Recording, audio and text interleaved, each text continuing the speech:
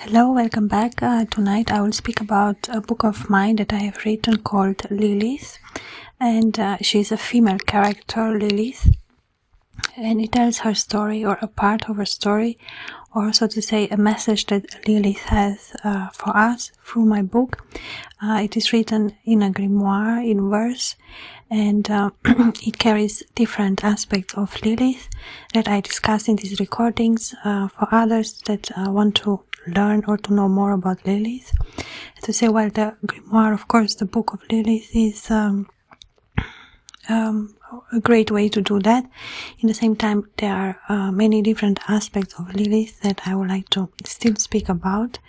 This is a recording part of a playlist where I speak about Lilith, and I do make other playlists for other books of mine that I have written, other grimoires. And you say, well, Lilith is the only female character between all the characters, no? They're all male characters. Lilith is the simply, no, the only woman character that I have written grimoires, and that too has a signification, of course. And we spoke in the other recordings about the symbolistic aspect of Lilith, to say, well, it does not necessarily has to be Lilith for us to understand it is Lilith, elements or aspects of Lilith, or representation of Lilith, even if it is not a figure, or we're not able to see her, you know, in that meaning. If you see a painting, well, some are titled Lilith, no, by the painter, and it was purposely a representation of her. But as I've said, there are many other paintings where no human appears, no, it's just nature, just the landscape, and there one can see Lilith, one can experience her elements, or be able to understand that is a Lilith painting. I believe sometimes without the painter knowing that they are painting those aspects of Lilith. And I find that very beautiful, because it does give us a very interesting understanding of who Lilith is, or how her character is, or how she's represented, no, in those aspects of her. And so, well, there are many different representations of Lilith, and they're all correct. They all represent Lilith in one way or another. Or sometimes we have the elements combined. The two is the part of that element of magic of Lilith. Well, it always has to do something with something sparkling, or the way the light is shown in the painting.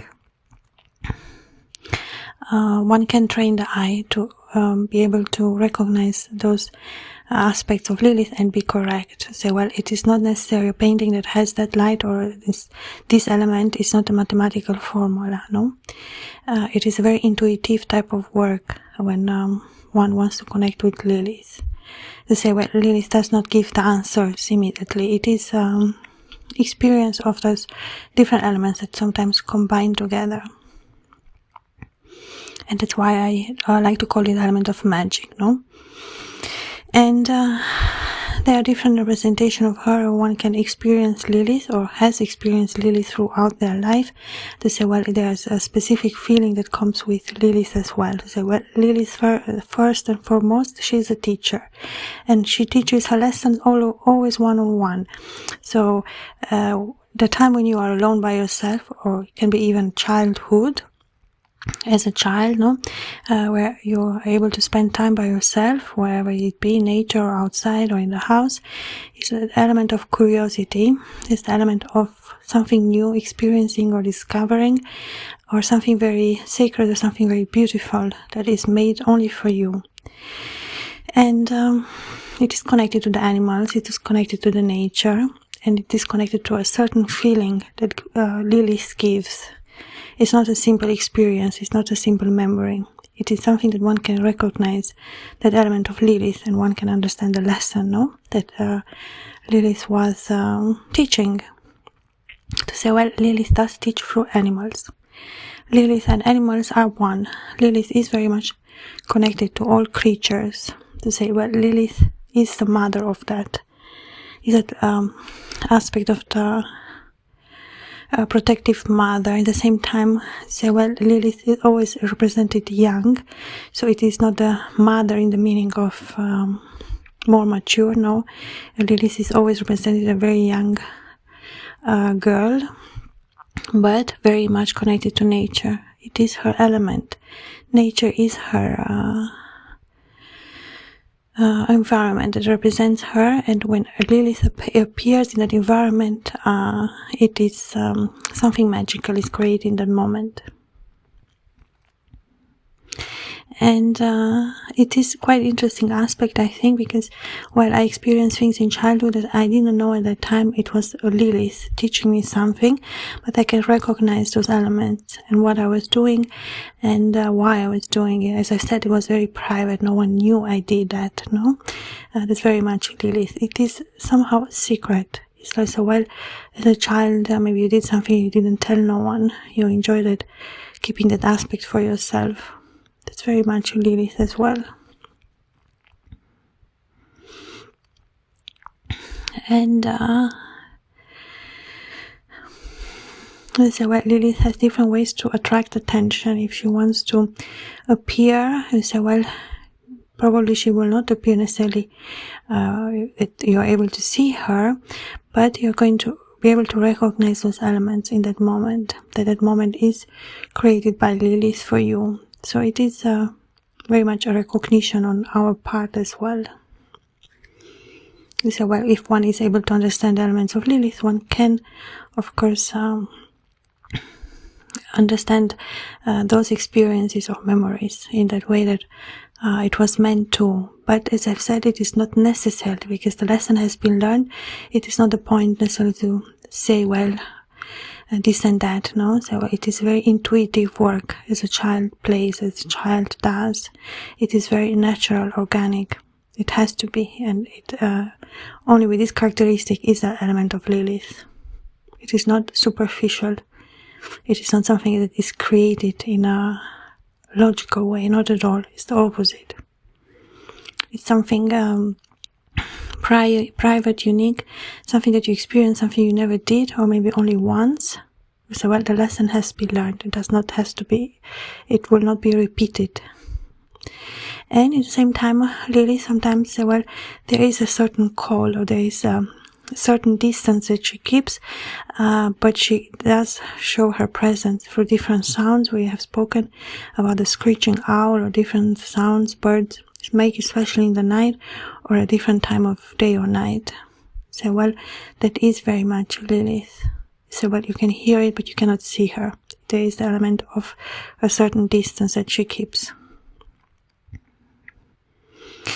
And to say, well, of course, one has to learn a lot of lessons, not in the meaning of something harsh, because learning something, it is a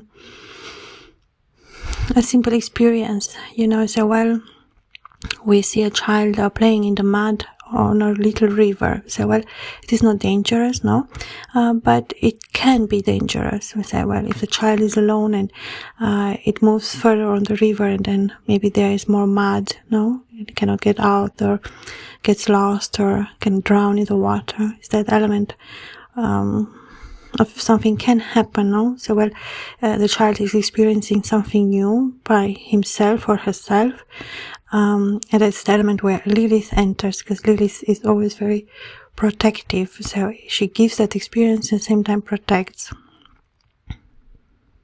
And she has her way how she does it, no? So sometimes she uses the animals, sometimes she uses the nature, or sometimes she uses other people.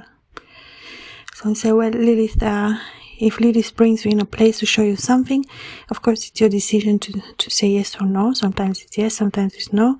And then when you recognize that element as a little bit dangerous, even if as a child you know it, but in a way you still do it, no? Because you're curious of that experience. And at the same time, if something, you get lost or something, you know, there is somebody who will find you or will search for you. It's an element of that part of that protection that Lilith offers. Lilith too is very much connected to dogs, and so, well, of course, there are many representations of her with the owl, which I've said Lilith is the owl, now the element of the birds.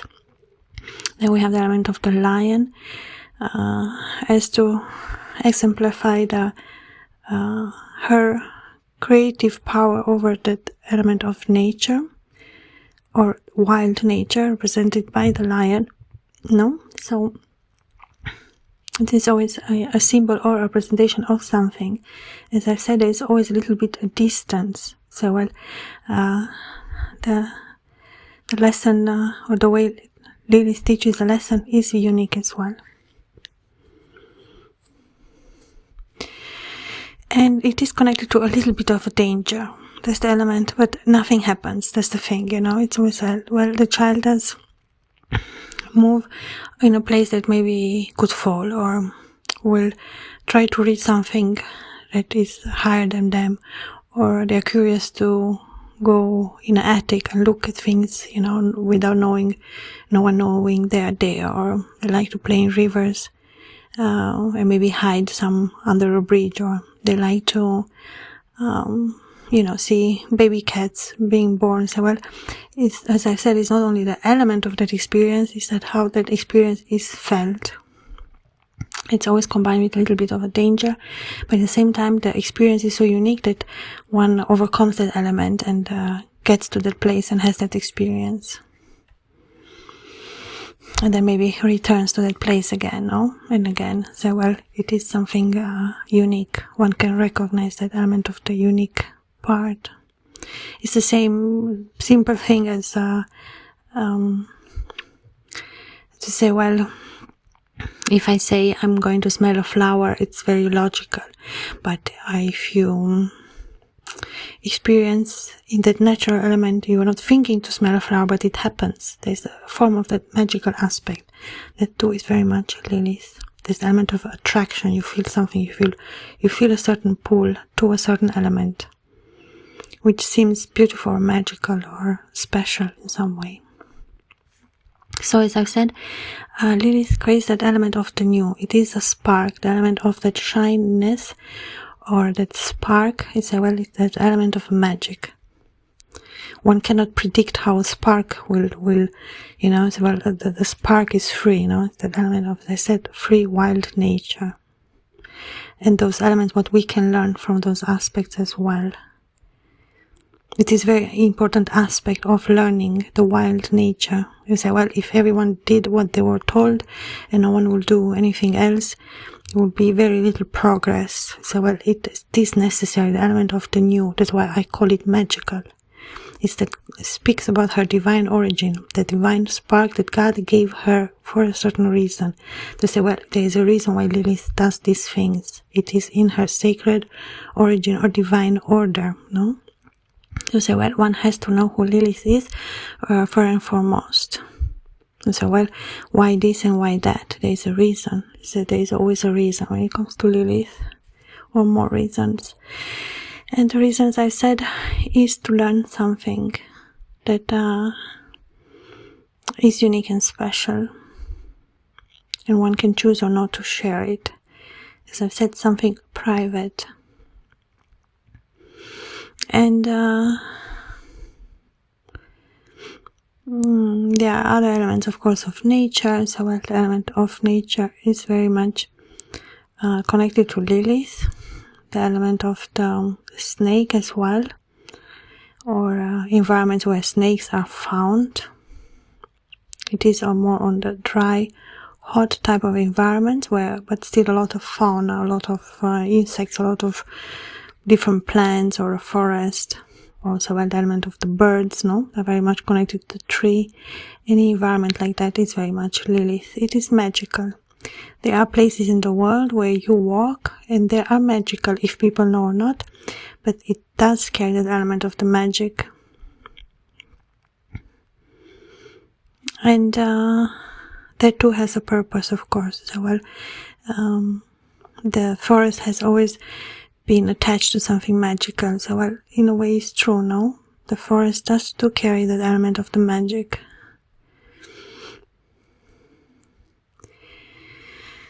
And so the element of the dry, or the dry plants, it's, I said, very much Lilith. The element of the dark maybe it can be even wet type of earth or dry earth, but it's very much connected to different plants, flowers, or so well, the element of the nature, of course. So well, there are snakes, or maybe there are insects, or maybe there are birds. This very much connected to Lilith as well. Mushrooms, or wild nature, or different plants, different type of trees. The element of the snow that we discussed, it's very much Lilith, the snow or snowflake, or the icicles. That element of the cold combined with the element of the sun as well.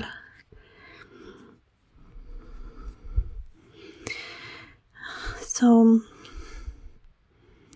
the trees sometimes are represented very luscious, very green, very like the eternal green, the eternal forest. Sometimes the trees are represented in a different landscape, sometimes without any leaves, very desolate, very just simple the tree, but without fruit or without leaves. And in some of the paintings we see Lilith, where she appears. So well, sometimes we see her with, or in general we see her with elements that she loves around her. So well, sometimes we see her playing music, sometimes we see her just staying in the nature. The element of nudity is a very important aspect of Lilith, to represent that element of purity. The element of the cliff, or the element of the water, the river, the cave, those type of landscapes as well. Landscapes with a lot of birds, especially blackbirds or owls, or different type of trees, or trees that are bent in the wind, like very strong wind. Landscapes with a lot of snow. Or, as I've said, very lavish type of greens, very beautiful forests, very magical. That magical aspect of Lilith comes very much in those elements as well. And sometimes even the strong color red, or she's always dressed in some type of robes, different colors. Sometimes they are like rose, sometimes they are yellow, sometimes they are green, sometimes they are blue. That's the element of that part of the royal lineage of Lilith. The way she dresses now, so well, it is very much like Aphrodite. It's very much this serene way. It is very beautiful drapage. It's this very beautiful dress, very much like the Greeks. The women that were dressing, this type of long dresses, sometimes covered as well. So well, she does appear in different type of dresses as well, very beautiful ones. And the element of beauty is very much connected to Lilith. And then we have her physical characteristics: a very white skin, like silver moon, very pale, very long red hair, this element of Lilith as well. And sometimes she's represented dressed, sometimes she is represented naked from a different angle, So well, her nakedness too is drawn or shown with a certain purpose. It is not so well, she's naked. Yes, but why? How? What? Where? What does it mean? One has to question that when it comes to Lilith, because that's the interesting part that she teaches as well.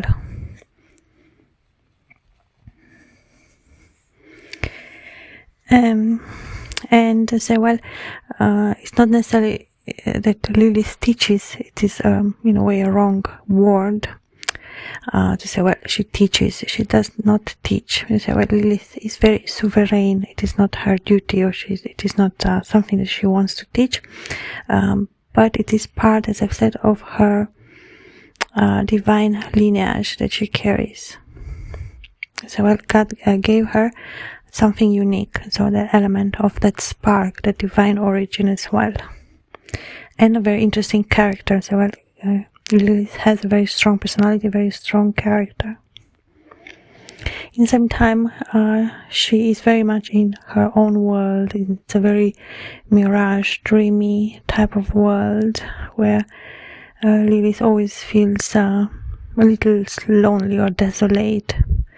So well, it's that element of her being by herself, the element where she feels comfortable, or where she decides to show herself in a certain light. And to say, well, we understand nakedness in a description or painting as something, well, it's a nude, no? But if you think of the old way to understand nude, to say, well, before the representation were actually nude, there's the element of simple representation of it's normal, no?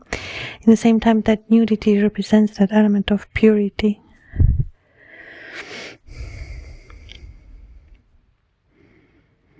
And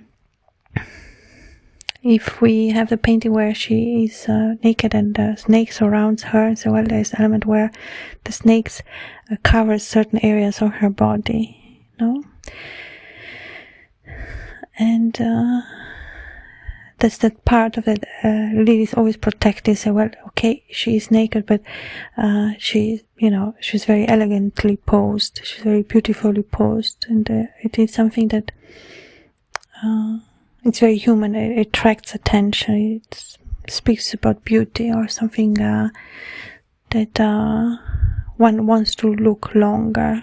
The eyes linger longer when one sees Lilith. It is natural. Sometimes she appears floating in the air. This very interesting aspect to say, well, it represents that Lilith is not from this world and not from the other. She is part of both. That's the representation of that element, that she is floating in the air. So well, Lilith is sacred. She is divine. She is the daughter of God. So well, she is not of earth. She is not of the sky. She carries both. And there's the element of serenity when it comes to Lilith. Everything is very serene. Everything is just perfect.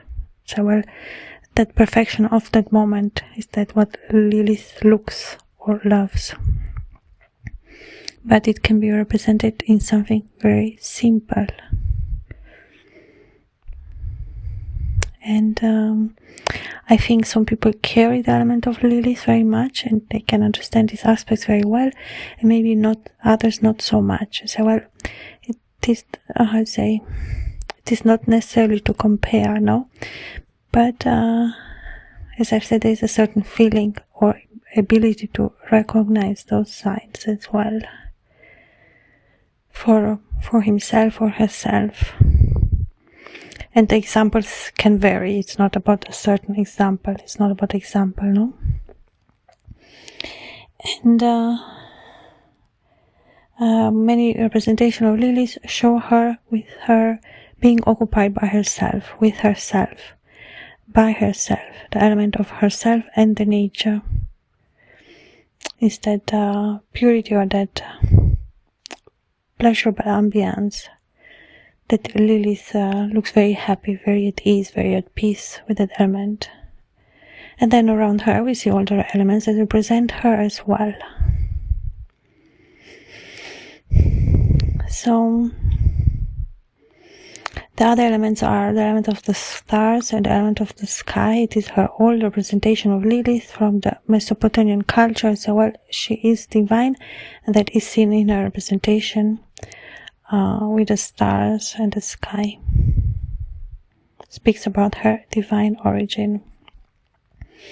And then in some recordings we spoke about her name. We say Lilith. Now what it means, or what elements I was able to read in her name, and I find those two very beautiful. Her name means light. At the same time, Lilith now is connected to the water, to the lily water, to the water lily, or different plants that grow in the water or are connected to water. Of course, all plants are connected to water, but the water lily is specific, very much connected. It grows in environments where there's a lot of water.